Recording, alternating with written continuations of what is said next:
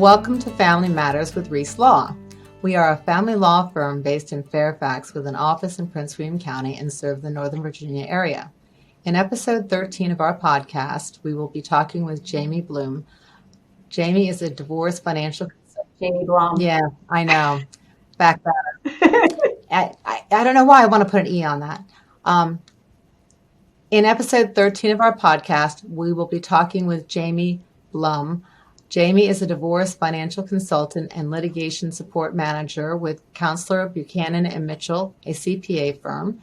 She has more than 30 years experience in divorce finance, litigation support, and accounting.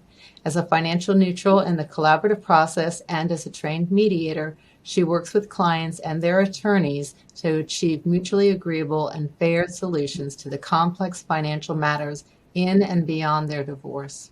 Today, we are going to be discussing how to get your finances together for the year and beyond. Hi, Jamie. Thank you for being our guest today and sharing your knowledge on finances with us. I'm going to just jump right in. What do you recommend that couples and individuals do to help themselves with year-end financial planning and to be ready for the new year? Well, first, Kate, thanks for having me here on your podcast today. So couples need to do a lot of things for year-end planning, and it shouldn't get too overwhelming, but they are important things. Creating a budget, setting goals, manage debt, tax planning, and gathering information for their tax preparation are really important things to do. Working with their spouses to understand their finances for the end-of-year tax planning and preparation include gathering bank, investment, and retirement statements, prior year's tax returns, credit card statements, mortgage statements, real estate and homeowners insurance information, charitable contributions, home office expenses, student loan, auto loan, or other debt statements, recent pay stubs to determine what is being withheld and what is being contributed to. A lot of people don't know what they're contributing to or why things are being taken out of their paychecks. Insurance policies, and then putting together either a spending plan or a savings plan, depending upon what their goals are. And they can also start to track their spending in the new year with apps that they can find online that are free to use. Excellent. Now, why is it a good idea to share this information between spouses or partners, including when the parties have separated? Yeah, so there are a lot of good reasons. Most importantly, preparing for the unexpected. And, there could be sudden joblessness, illness, injury, or the death of a spouse, which can turn their lives upside down. And this may cause lack of access to funds and accounts, or not knowing what accounts exist. And by communicating about finances, it will ensure both people know about the accounts, and this may minimize or eliminate some of the consequences when life throws a curveball. It also can help with reducing conflict. Disagreements over finances continue to be a leading cause of divorce, and a lack of transparency may foster resentment between spouses, and financial dishonesty destroys trust. That it does, and you are right. I've been a family law attorney for 22 years or so, and when things aren't right with the money, the trust does start to erode, and the question is, can it come back? And it depends on how people move forward with that. Do they then get transparent and share, or do they decide that it's my information and I'm just going to hold on to it? Yeah, exactly. So, if they were to reach agreements and set clearly defined expectations on topics such as spending habits and tracking debt up front, it may put an end to potentially marriage-ending arguments over money. And then also achieving financial goals when planning for retirement, whether they're planning for retirement, saving to buy a house, or putting money away for their child's college education. Communicating with their spouses about finances will help both of them. By discussing short-term and long-term financial goals, each of them will gain an accountability buddy who will keep them on track if their spending and saving habits become inconsistent with their stated financial goals. And then divorce. So unfortunately, not all marriages end happily ever after. Many end in divorce. And determining what each spouse is entitled to at divorce is difficult for a spouse who takes a hands-off approach to finances during the marriage, because that spouse has no reference point, and the knowledgeable spouse could be less than forthcoming when the time comes to disclose the location and value of the assets or the extent of any liabilities. Mm-hmm. Mm-hmm. So having an attorney will help them in these situations, but having a clear picture of the marital finances from the beginning or starting now places the attorney in the best possible position to obtain an equitable and fair division of property. And with that information in the possession of both parties, you can substantially reduce the cost of litigation that is incurred when you're pursuing that information. We can't issue a subpoena to all the banks in Northern Virginia, but if we know Bank of America is the bank or that BB&T is the bank, then we can do something. But honestly, the spouse has the information, and it would be better to get off on a better footing to share the information, because it will be gotten. It's just a question of how hard it's going to be to do it and how expensive that might be and who might end up paying the attorney's fees on that. So there's some downsides to not being transparent in the separation phase, most definitely. Right. Now, which is, I'm sorry, go ahead. Sorry. Which is why it makes it so critical to have those regular conversations about finances during the marriage. I mean, talking about money may be uncomfortable, especially in the beginning, but we can all agree that reviewing bank statements and exchanging budget ideas are not romantic, but neither is taking out the trash, but it needs to be done. But however, clear communication is the foundation of any good team, and marriage requires teamwork. That it does. Additionally, having a plan in place to deal with finances in cases where life takes an unexpected turn is no different than planning for any other emergency like fire or an earthquake. The purpose is to protect each other's safety and well-being. And when you treat money discussions as a way to care for the person that you love, it becomes clear why it should be a priority. Exactly. What needs to be done for year-end taxes? We're almost there. Almost there. So reviewing your 2021 withholdings and looking at whether or not you need to make any estimated tax payments. You may still have time to adjust your withholdings from your wages or make retirement contributions. I'm going to say that again. You want to start that sentence? Yeah. Go ahead. Yeah. You may still have time to adjust withholdings from wages or make retirement contributions. And as a reminder, fourth quarter individual estimated tax payments are due January 18th of 2022. And you want to avoid unwanted surprises, which include penalties and interest from the government, by not contributing enough to your estimated tax payments if you need to. Excellent. And how is tax filing status determined? I know in some cases, everybody's anxious to be divorced before 12/31, which might keep them out of filing married but filing singly, or they want to wait until January. Sometimes health insurance is the reason why people wait. Other times it is the taxes that cause people to wait. So what's the determination?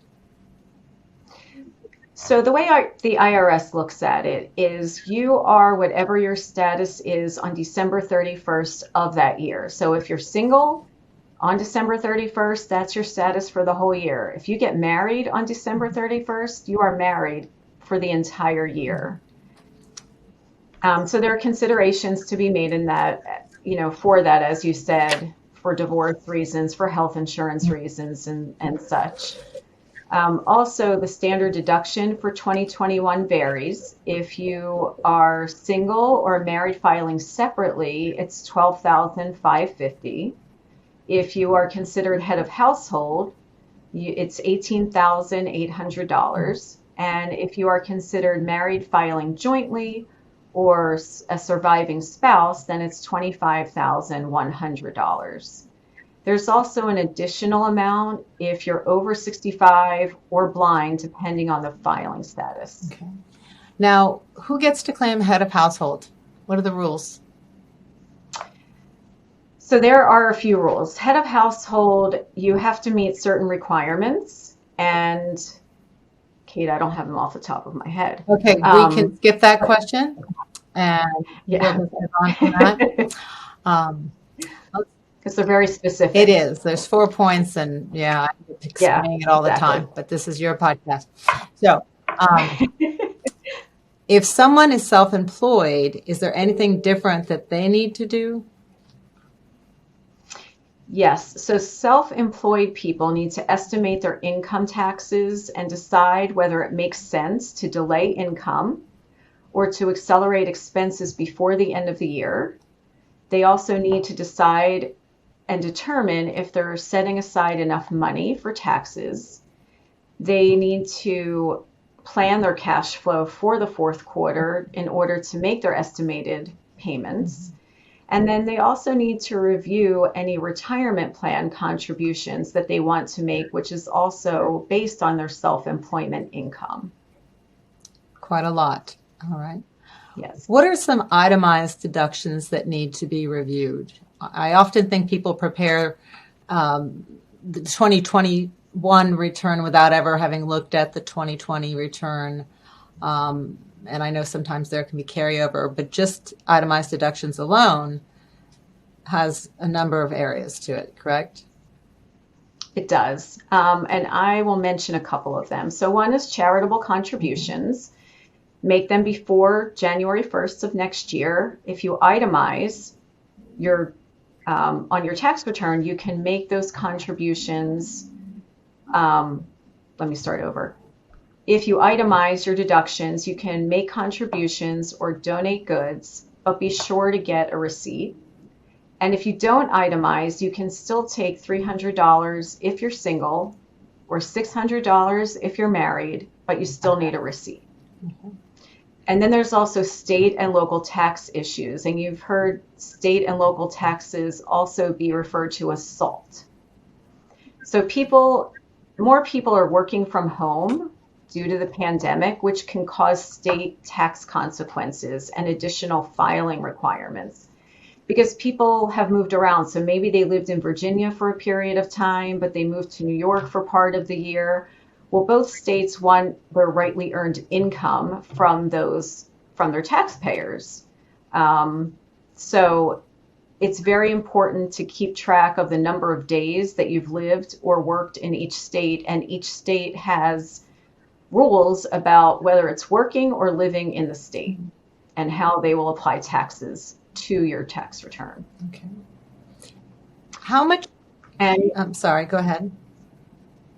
For individual taxpayers, a deduction for state income tax and local property taxes are capped at $10,000. It's $5,000 for married taxpayers filing separately. And of note is that certain states may have an entity level state and local tax cap workaround. Okay.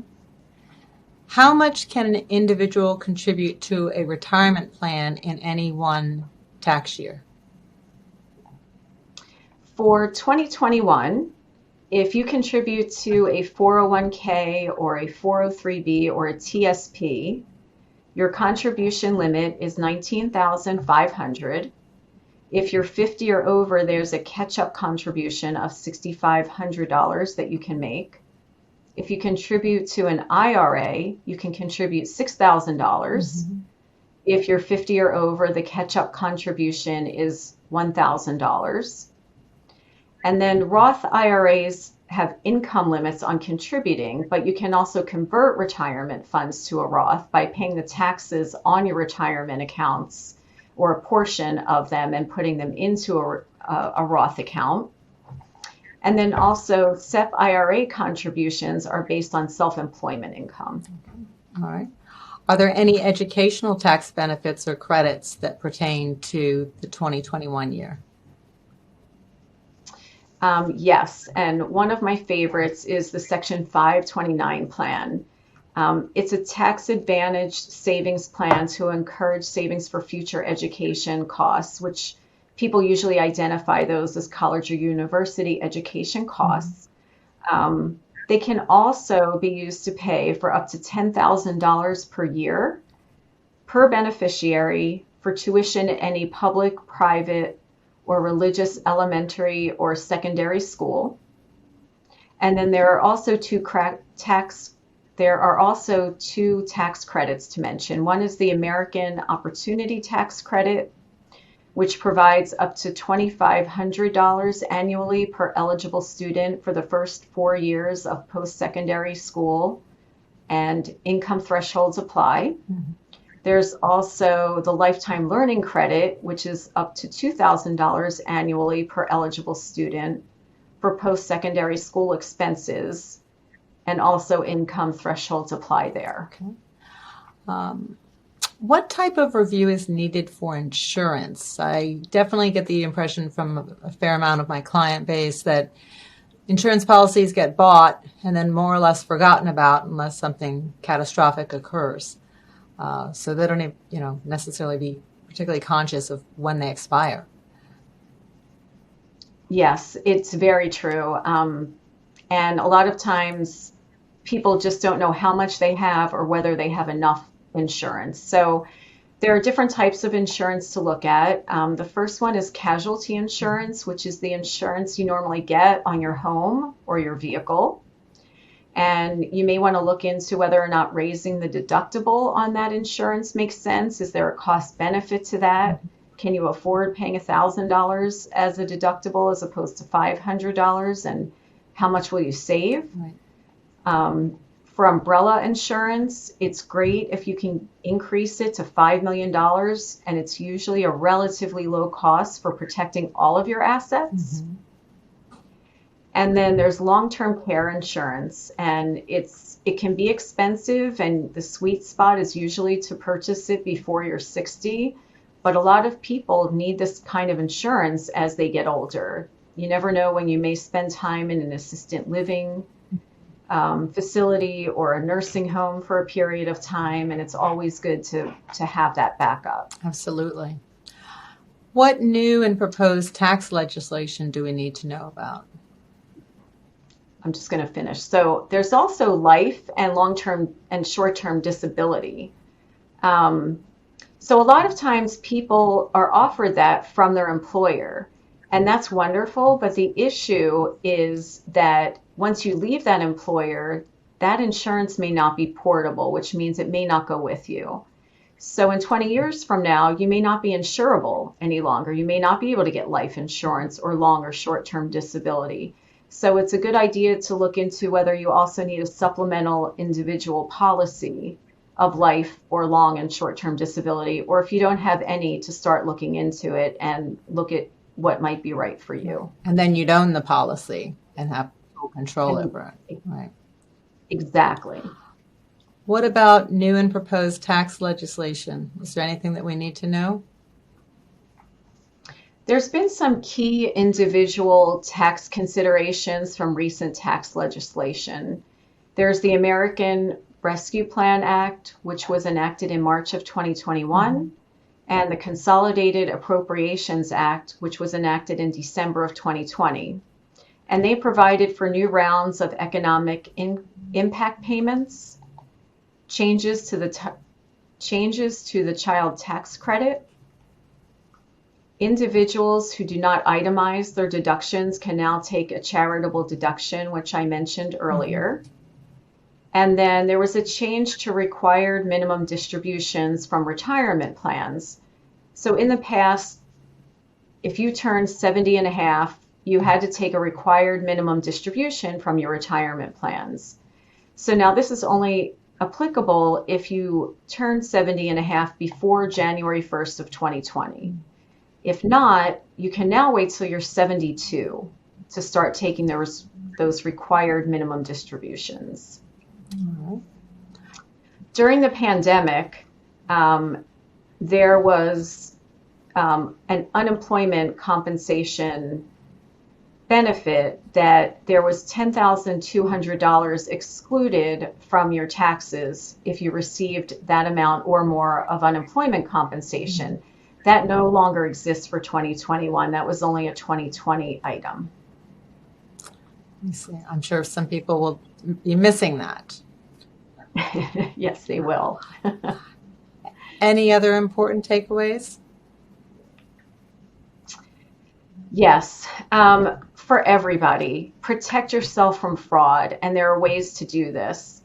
We all get a lot of mail that we don't want, and it may come with our bank account information, our social security number information, credit card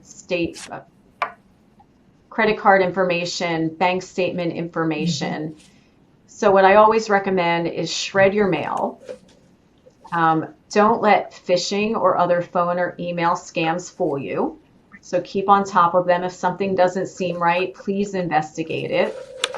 Check your credit report regularly using annualcreditreport.com. It's a free way to get your annual credit reports from any of the 3 credit reporting agencies. Mm-hmm. And consider obtaining an IP PIN.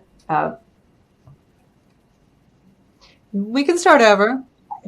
Okay. Consider obtaining an IP personal identification number, a PIN, from the IRS. What this does is your tax return won't be filed until you put in that number. And that prevents people from saying they're you, filing a tax return that's not yours, and getting a refund on your social security number that had nothing to do with you. And then the IRS thinks that you have filed an incorrect tax return when you go to file your real tax return. It actually happened to me, so now I get a PIN every year to prevent that from happening. I'm sure it took quite some time to unravel that. It actually didn't take too long, but it was certainly shocking to know that somebody, got a refund in my name. Mm-hmm. Ladies and gentlemen, the material in this podcast is not offered, nor should it be construed as legal advice. The material has been for informational purposes only, and you should not act or rely upon information contained in these materials without seeking professional advice. And to that end, you may find Jamie Blum at her Bethesda office, 301-986-0600, or J. Blum, B-L-U-M, at cbmcpa.com for more information about financial and tax planning.